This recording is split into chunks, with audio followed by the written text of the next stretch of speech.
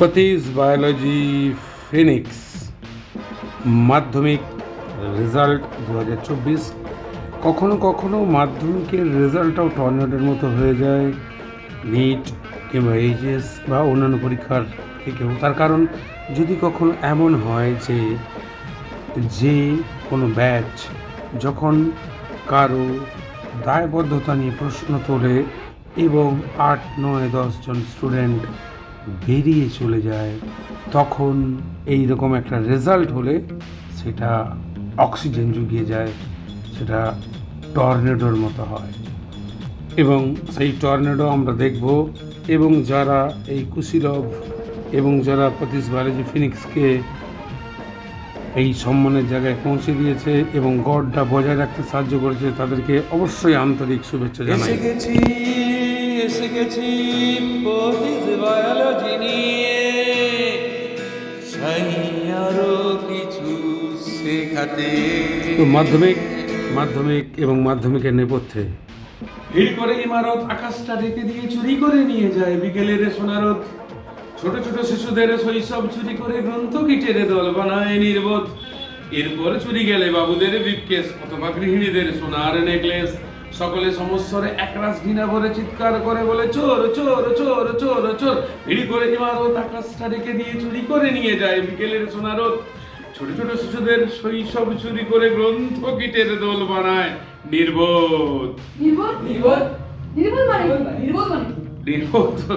নির্বোধ মানে হচ্ছে ঠিক তাই যে আমাদের এই সেশনে আজকে মাধ্যমিকের রেজাল্ট আউট।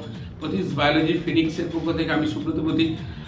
1 বছর আগে আমাদের একটা 23-24 জনের ব্যাচে বিটিএস ফ্যানেরা, আমি বিটিএস বিরোধী কখনোই নই, আমি হয়তো সেই গান বেশি শুনতে পারিনি বা শোনা হয়ে ওঠেনি, কিন্তু তারা ভুল বুঝে আমাদেরকে পুরো ব্যাচটাকে কোলাপস করে 8-9 জন অবিশ্বাস করে চলে যান এবং আমাদেরকে একেবারে যেটা করে গেড়ে দেওয়ার একটা চেষ্টা করেন আর কি। আমি এই জন্যই নির্বোধ কথাটা প্রয়োগ করলাম যে 18 বছর পড়ানোর পর শুধু আমি তো সঙ্গীতজ্ঞ হিসাবে বা সঙ্গীত প্রচারে বিটিএসের সঙ্গে কম্পিটিশন কারোর সঙ্গেই নয়।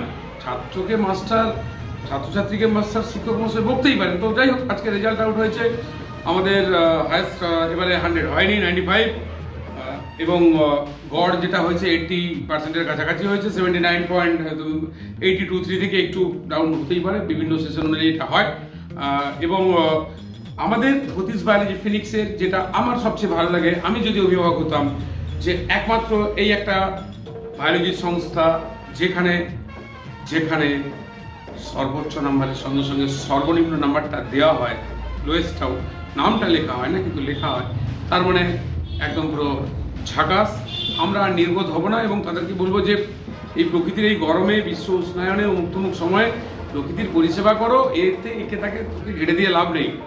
পরের পোর্শনটা শুনতে থাকি এবং আমরা আবার পরের বছরে আবার এইভাবেই ফিরে আসতে চাই। যে কোনো ধরনের সমস্যা থেকে মুক্তি পেতে যদি কখনো হয়ে যায় মাথা গরম, কখনো যদি না কোনো পাওয়া যায় পথ, যদি হয় কোনো বুড়ো আঞ্জাম, সেইখান থেকে মুক্তি দিতে আসে ক্রিমবেলের সেচ পচা ক্রিমবেল।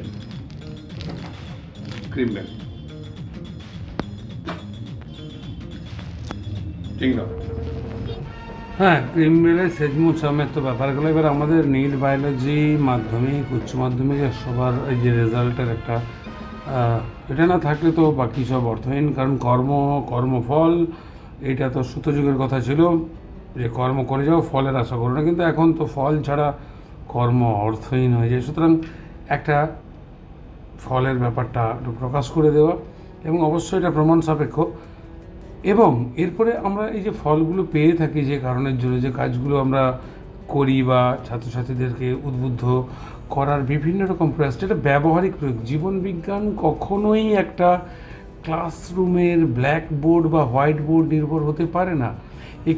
যেখানে যে জিনিসগুলো আমরা স্বল্প বাজেট, মানে যেগুলো যার একটা ইকোনমিক্যাল ব্যাপার থাকে, সেগুলোতে আমরা করতে পারবো, সেইগুলো আমরা করতেই পারি এবং এটা সবার জন্য খুব উপাদেয় হবে এবং ভালো লাগবে। তাতে কি হয়, উৎসাহ থাকে। এবং এই আম আতার সঙ্গে ক্রিমবেলের আম দুটোর পার্থক্য এইটা আমরা যখন বোঝাতে পারছি, তখন প্রকৃতির আরও সঙ্গে সন্নিবিষ্ট হওয়ার তারা প্রচেষ্টা করবে।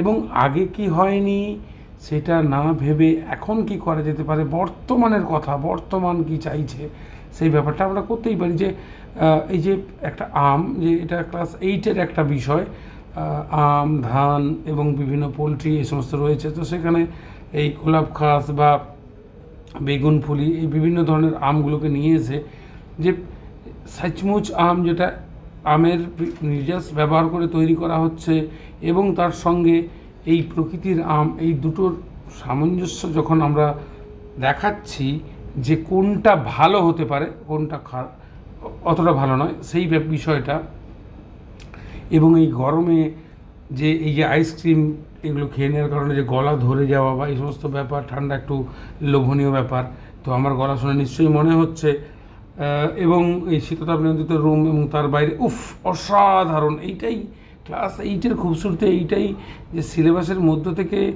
এবং যে পর্ষদ চেনানোর চেষ্টা করেন যে ছেলে মেয়েদেরকে তারা প্রকৃতির সঙ্গে সন্নিবিষ্ট হোক, কিন্তু আমাদের এই র্যাট রেসে কোথায় গিয়ে, আমাকে একবার হেডমাস্টার মশাই কোনো একটা স্কুলের আস্তে আস্তে বলেছেন, তখন আমি গ্র্যাজুয়েশন করি, আলাপ পরিচয় হয়, তারপরে হঠাৎ করে নামতে নামতে মানিকতলাতেই নামছিলাম, উনি বোধহয় কোনো একটা স্কুলের, আমার ঠিক মনে নেই, বলছেন যে সুব্রত যাও গিনিপিকের মতো ওই ডিসেক্টেড একটা কিছু একটা হয়ে যাবে, তোমারও ডিসেকশন হবে।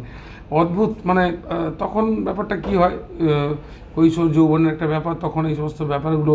তারপর আজ যখন বুঝতে পারি যে ব্যবহারিক প্রয়োগের ক্ষেত্রে যদি না আমরা বিজ্ঞানকে ঠিকভাবে সকলের সামনে নিয়ে আসতে পারি, তাহলে কিন্তু এটা ভীষণ ভয়ঙ্কর হতে পারে। কারণ যখন মজা পাবে এবং দেখবে, মানুষ বুঝবে, এবং এই যে ভূতের মতো যখন এই ছোটো ছোটো ছেলেমেয়েরা ক্লাসরুমে আসবে, একটা অন্যরকমের একটা বিষয় হয়ে যাবে, এবং সেই বিষয়টাকে দেখতে দেখতে আমরা অসাধারণ একটা ব্যাপার, এই ছোটো ছোটো বাচ্চাগুলো এরকম করে উৎসাহ নিয়ে ক্লাসরুমে আসতে থাকবে, এবং অসাধারণ এই যে এই আম দেখে ছোট্ট শিশুটির একটা এই যে প্রচেষ্টা এবং চিৎকার, এই উন্মাদনা অন্যরকম, এটাকে ভাবা যায় না।